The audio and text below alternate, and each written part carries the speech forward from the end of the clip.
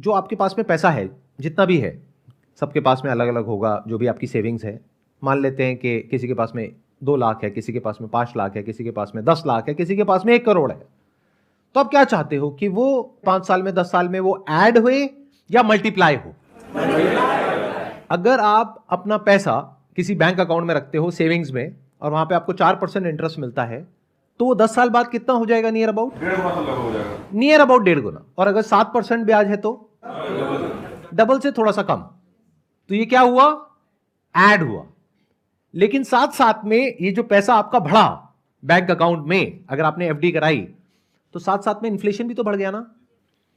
तो ना आपने कमाया ना आपने गंवाया, आप वहीं के वहीं हो। तो अगर 15% से आपका पैसा ग्रो करता है अगले 10 साल तक, तो कितना गुना हो जाएगा? Near about 4 times.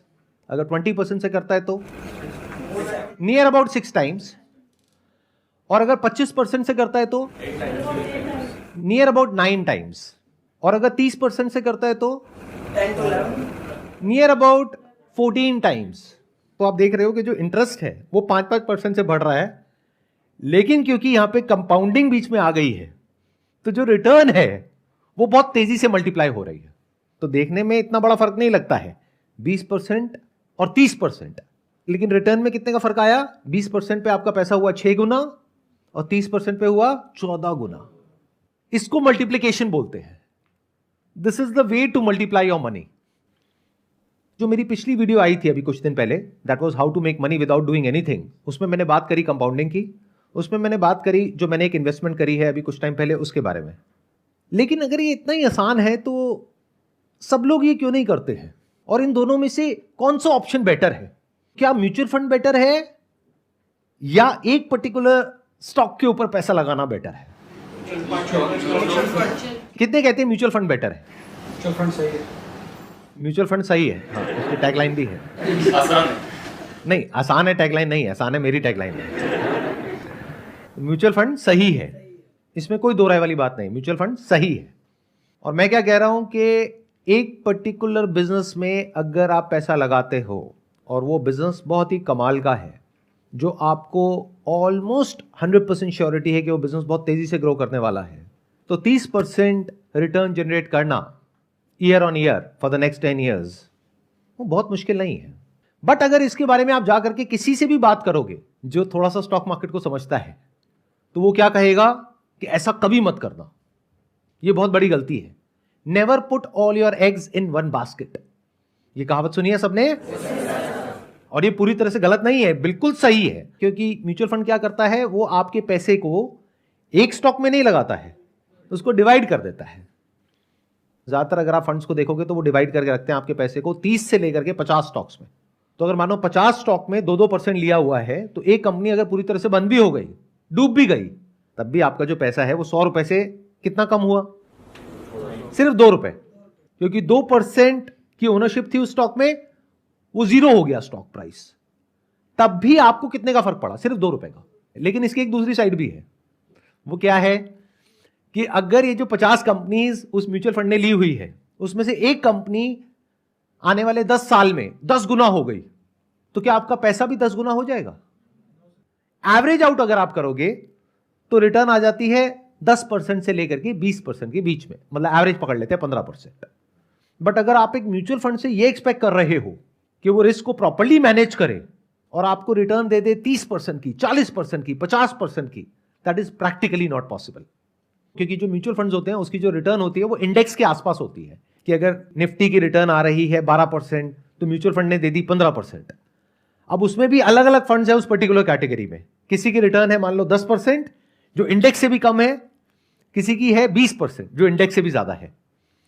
और पास में जो हुआ वो फ्यूचर के लिए गारंटी नहीं है। आता है ना, जैसी कोई ऐड आती है, आप सुनते होंगे, past performance is not the guarantee of the future returns. वो बहुत जल्दी बोल जाते हैं, आप लोग सुनते नहीं हो ध्यान से, काम की बातें नहीं सुनते हो। तो हम कैसे एक्ट करते हैं म्यूचुअल फंड के केस में?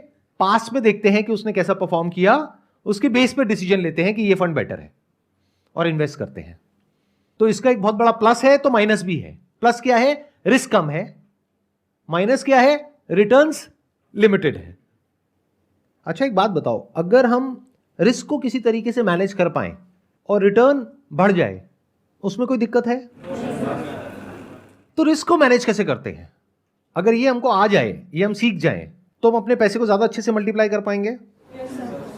तो do you want to understand कि डायरेक्टली अगर किसी स्टॉक में आपको इन्वेस्ट करना हो, किसी कंपनी में, किसी बिजनेस में इन्वेस्ट करना हो, तो क्या देखना होता है?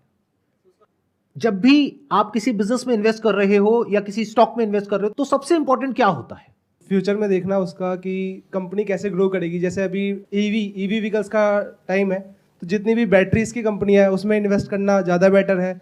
और जैसे जो कंपनियां का जो भी और उसके पार्ट्स मैन्युफैक्चर कर रही हैं ईवी कार्स के, तो उनमें बेनिफिट है आगे। ये जो भी कह रहे हैं, अगर आप कोई भी न्यूज़ चैनल ऑन करोगे जहां पे बिजनेस के बारे में बातें होती हैं, वहां पे इसी तरह की बातें हो रही हैं, इसी तरह की स्टॉक रिकमेंडेशंस आ रही हैं। यूट्यूब पे बहुत सारे चैनल्स हैं, उनकी आप बातें सुनोगे, वो भी यही बातें कर रहे हैं। ये मेरी थॉट प्रोसेस से बिल्कुल अलग है।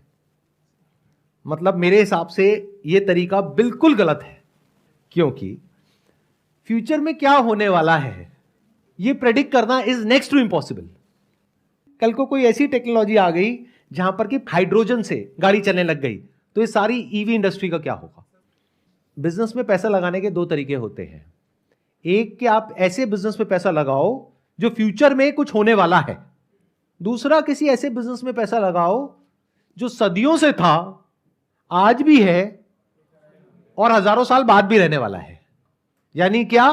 एक बैंक।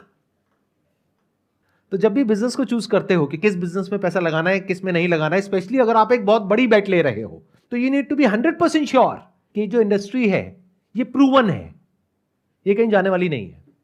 थोड़ा सा भी डाउट है तो आपको क्या करना होगा? या तो डाइवर्सिफाई करना होगा अगर खुद इन्वेस्ट कर रहे हो तो, या म्यूचुअल फंड के थ्रू जाओ। हम लोगों का क्या है, माइंड जो है ना वो बहुत ज्यादा एक्साइटेड हो जाता है ऐसी बातें सुन करके, ऐसी कहानियां सुन करके कि देखो इस स्टॉक में पैसा लगा दोगे तो आने वाले टाइम में ये होने वाला है, तो ये हो जाएगा।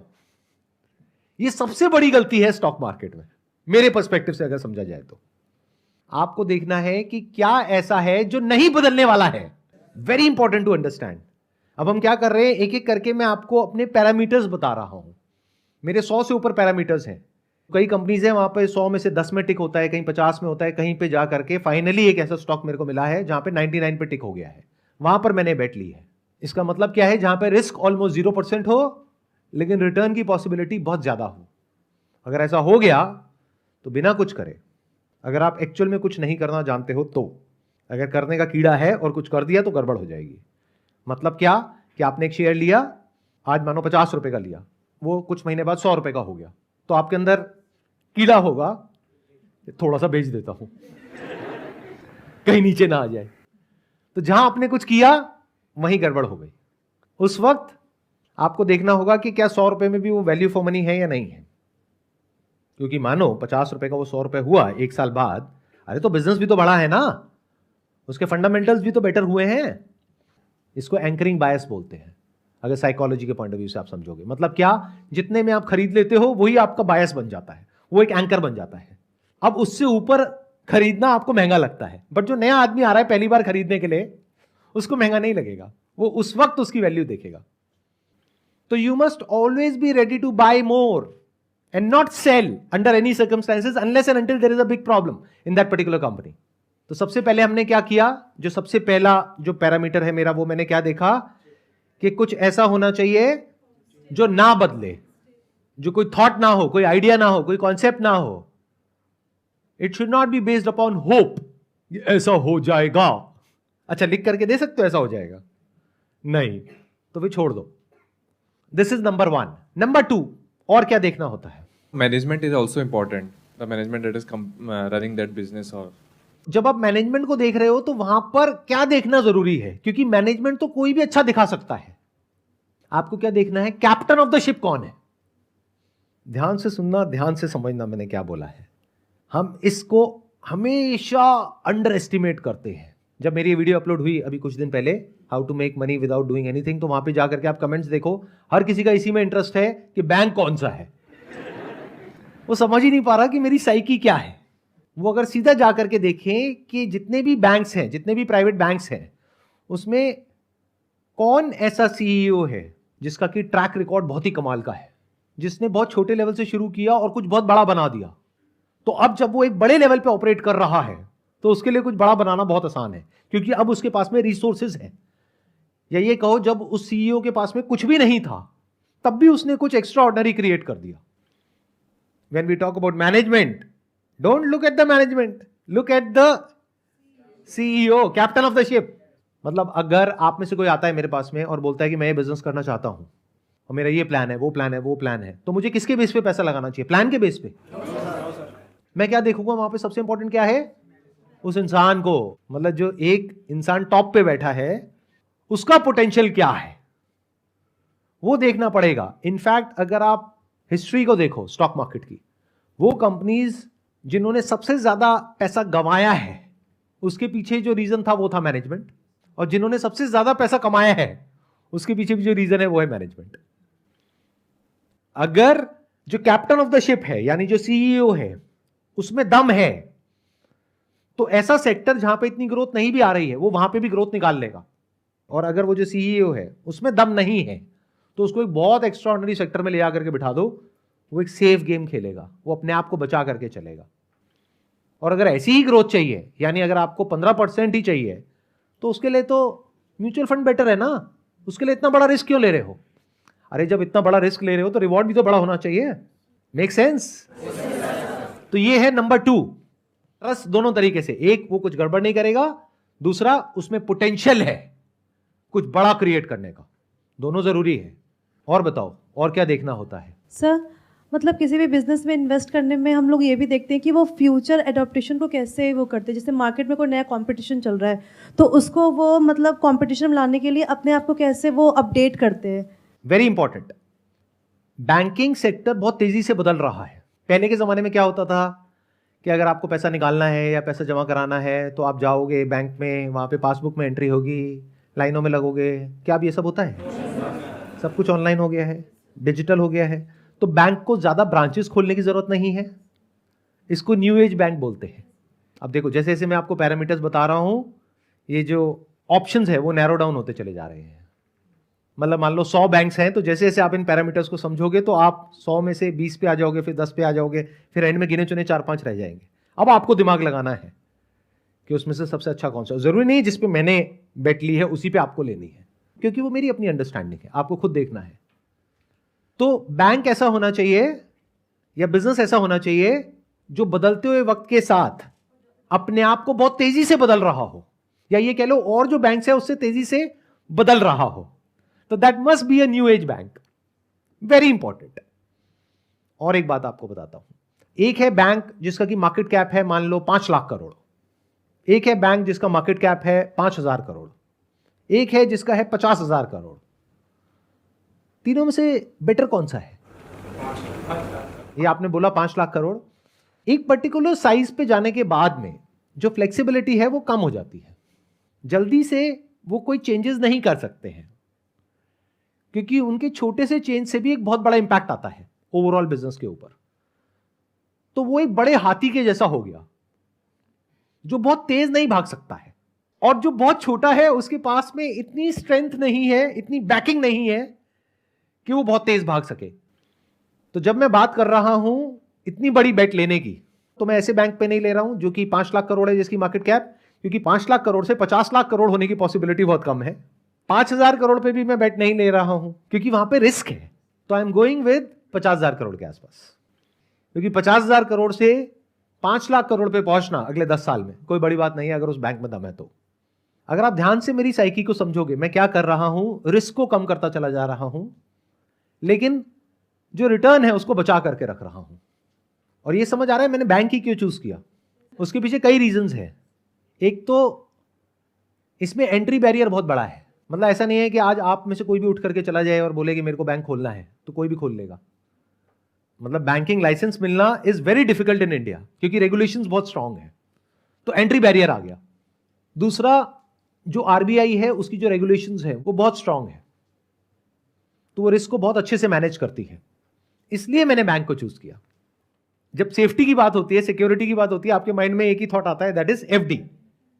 तो it is as safe as FD. हो सकता है जिस बैंक में मैंने इन्वेस्ट किया है, आप में से बहुत सारे लोगों का बहुत पैसा उसमें ऑलरेडी पड़ा हुआ है, बट कैसे पड़ा हुआ है? As a deposit in savings account, current account, या फिर आपने एफडी कराई हुई है उसी बैंक में। Is it making some sense to you guys? मतलब समझ पा रहे हो ना मेरी थॉट प्रोसेस को? ये बहुत अलग है बाकी पूरी दुनिया में जो भी आप इधर उधर सुनते हो, देखते हो, उस थॉट प्रोसेस से बिल्कुल अलग है। Because I never go with the norm. जो सब कर रहे होते हैं वो तो मैं कभी भी नहीं करता हूं। जैसे वॉरेन बफेट ने कहा है, B fearful when the market is greedy and B greedy when the market is fearful. When को हटा दो, वेयर लगा दो। मतलब जहां पर मार्केट बहुत ज्यादा ऑप्टिमिस्टिक है, जैसे कि ईवी सेक्टर, वहां पे मैं बिल्कुल ही पेसिमिस्टिक हूं। और जहां पर मार्केट पेसिमिस्टिक है, यानी बैंकिंग में क्या होने वाला है, वहां पर मैं ऑप्टिमिस्टिक हूं, क्योंकि अभी वैल्यूएशंस रीजनेबल लेवल पर है। और ये देखना होता है कि क्या वो बिजनेस अपने ऑप्टिमम लेवल पर पहुंच चुका है या फिर अभी वहां पर पहुंचने की गुंजाइश है। तो कहां पैसा लगाना चाहिए? वो बिजनेस जो अभी पीक पर है अपनी परफॉर्मेंस के पॉइंट ऑफ व्यू से, या फिर अभी वो अपनी पीक से बहुत दूर है लेकिन ये श्योरिटी है कि वो पहुंचेगा, based upon data, based upon पिछले 1-2 साल का ट्रैक रिकॉर्ड। तो बैंक में बहुत सारी चीजें देखनी होती है जब बैंकिंग स्टॉक में इन्वेस्ट करना होता है। क्या क्या देखना होता है? एक है प्राइस टू बुक रेशियो, मतलब एक बुक वैल्यू होती है कंपनी की, तो बुक वैल्यू पर शेयर होती है, तो प्राइस टू बुक वैल्यू देखना होता है। वो बहुत ज्यादा नहीं होनी चाहिए, इसका मतलब वो एक्सपेंसिव है। एक होता है price to earning ratio. Price to earning पता है क्या होता है? PE multiple. कितनों को पता है? हाथ ऊपर करो। बहुत कम को पता है। अब ये मैं समझाऊंगा नहीं क्या होता है, अब जा करके खुद पढ़ो, खुद सीखो, खुद समझो। अब वहां पर स्कोप ऑफ एक्सपेंशन होना चाहिए। मतलब क्या? एक होती है कॉस्ट टू इनकम रेशियो। ये सब रेशियोज होती हैं जो देखनी होती है एक बैंक की। मान लो किसी बैंक की है कॉस्ट टू इनकम रेशियो 50%, मतलब क्या? उसकी ब्रांचेस का रेंट है, सैलरीज हैं, उसके रनिंग एक्सपेंसेस हैं, एडवर्टाइजिंग मार्केटिंग है, ये सारी कॉस्ट हो गई। तो कॉस्ट टू इनकम रेशियो अगर उस बैंक की ऑलरेडी है मान लो 50%, तो क्या ऐसे बैंक में पैसा लगाना चाहिए या किसी ऐसे बैंक में जिसकी अभी कॉस्ट टू इनकम रेशियो बहुत हाई है लेकिन फ्यूचर में आने वाले 2-3 साल में, 5 साल में, 10 साल में धीरे धीरे कम होने वाली है, यानी उसकी प्रॉफिटेबिलिटी बढ़ने वाली है? ये बात कितनों को समझ आई है? हाथ ऊपर करो। जो बिजनेस होता है उसको वैल्यू किया जाता है बेस्ड अपॉन कि आज उसकी जो प्राइस टू अर्निंग रेशियो है वो क्या है, आज उसकी जो प्राइस टू बुक वैल्यू है वो क्या है। तो अगर कोई ऐसा बैंक है जिसकी अर्निंग्स अभी कम है, कॉस्ट ज्यादा है, यानी कॉस्ट को ऑप्टिमाइज करने की बहुत गुंजाइश है और फ्यूचर में ऑप्टिमाइज होने वाली है, यानी उसकी अर्निंग्स बढ़ने वाली है, लेकिन आज वो जो मिल रहा है वो आज के बेस पे मिल रहा है, आज जो उसकी अर्निंग्स है उसके बेस पे, और आज उसकी अर्निंग्स कम है क्योंकि कॉस्ट ज्यादा है। फ्यूचर में उसकी कॉस्ट टू इनकम रेशियो कम होगी, अर्निंग्स बढ़ेगी, तो क्या वो स्टॉक एक्सपोनेंशियली ग्रो नहीं कर जाएगा? और क्या क्या देखना होता है अगर एक बैंकिंग स्टॉक में इन्वेस्ट कर रहे हो कि उसकी जो एनपीए रेशियो है वो क्या है। अब उसमें ग्रॉस एनपीए होता है और नेट एनपीए होता है, तो वो डाउनवर्ड ट्रेंड की तरफ होनी चाहिए। यानी क्या? क्वार्टर ऑन क्वार्टर अगर आप देखते हो तो वो नीचे की तरफ जानी चाहिए, ऊपर नहीं जानी चाहिए। एनपीए का मतलब होता है नॉन परफॉर्मिंग एसेट्स, कि आपने बैंक से पैसा तो ले लिया, वापस नहीं किया, तो वो कहां चला जाता है? एनपीए में चला जाता है। तो एनपीए टाइम के साथ साथ कम होना चाहिए। जो पोर्टफोलियो है वो वेल डाइवर्सिफाइड होना चाहिए। फोकस पर्सनल बैंकिंग पर होना चाहिए, होलसेल बैंकिंग पर नहीं। पास में जो बहुत सारे बैंक्स बहुत बड़ी प्रॉब्लम में आए, वो क्यों आए? उन्होंने बड़े बड़े लोन उठा करके कुछ बड़ी बड़ी कंपनीज को दे दिए, तो जब वो बड़ी बड़ी कंपनीज फेल हो गई तो बैंक का बड़ा पैसा डूब गया। बट अगर वो बैंक बड़े लोन्स दे ही ना, छोटे छोटे लोन्स दे, तो अगर उन छोटे छोटे लोन्स में से कुछ पैसा डूब भी गया तो जो इंपैक्ट है वो बहुत छोटा होगा, उसकी वजह से बैंक बंद नहीं होने वाला। छोटे लोन्स का मतलब क्या? 2 व्हीलर का लोन, 4 व्हीलर का loan, credit card, home loan, इसको बोलते हैं पर्सनल लोन। और जो बड़े बड़े कॉर्पोरेट्स को दिए जा रहे हैं उसको बोलते हैं होलसेल बैंकिंग या कॉर्पोरेट लोन्स। वहां पर बैंक की कमाई कम होती है, क्योंकि जब कोई बड़ी कंपनी लोन लेती है तो वो इंटरेस्ट रेट कम देती है। मानो उसको 10% पे लोन मिल जाएगा, बट जब आप लोन लेने जाओगे बैंक से तो आप इतनी कैलकुलेशन नहीं करोगे कि इस पे रेट ऑफ इंटरेस्ट कितना है। जैसे मान लो क्रेडिट कार्ड आप यूज कर रहे हो, उस पे रेट ऑफ इंटरेस्ट है 30%, 40% साल का। कोई और लोन लेने जा रहे हो छोटा सा, उसके ऊपर रेट ऑफ इंटरेस्ट है 20%, 25%, बट आप कैलकुलेट ही नहीं कर रहे हो, आप सीधा ईएमआई को देखते हो। आप इतना डेप्थ में नहीं जाते हो कि एग्जैक्ट परसेंटेज क्या है। तो असली कमाई बैंक की वहां पर है। इसकी वजह से क्या होता है? बैंक का जो नेट इंटरेस्ट मार्जिन है वो बढ़ जाता है, इसको निम बोलते हैं। तो नेट इंटरेस्ट मार्जिन अच्छा होना चाहिए। इस तरह की बहुत सारी और चीजें हैं जो देखनी होती है। उसमें से सबसे इंपॉर्टेंट क्या है जो देखनी होती है, जो लोग नहीं देखते हैं बैंकिंग में, वो ये है कि उस बैंक के जो डिपॉजिट्स हैं वो कितनी तेजी से बढ़ रहे हैं। बैंक के लिए सबसे इंपॉर्टेंट यही है, इसको कासा रेशियो बोलते हैं। कासा मतलब current account saving account ratio, that should be around 40%। मतलब क्या कि जो बैंक आगे पैसा दे रही है उसमें से 40% कासा रेशियो का मतलब क्या हुआ कि 40% तो उसके अपने करंट अकाउंट में और सेविंग्स अकाउंट में पड़ा हुआ है।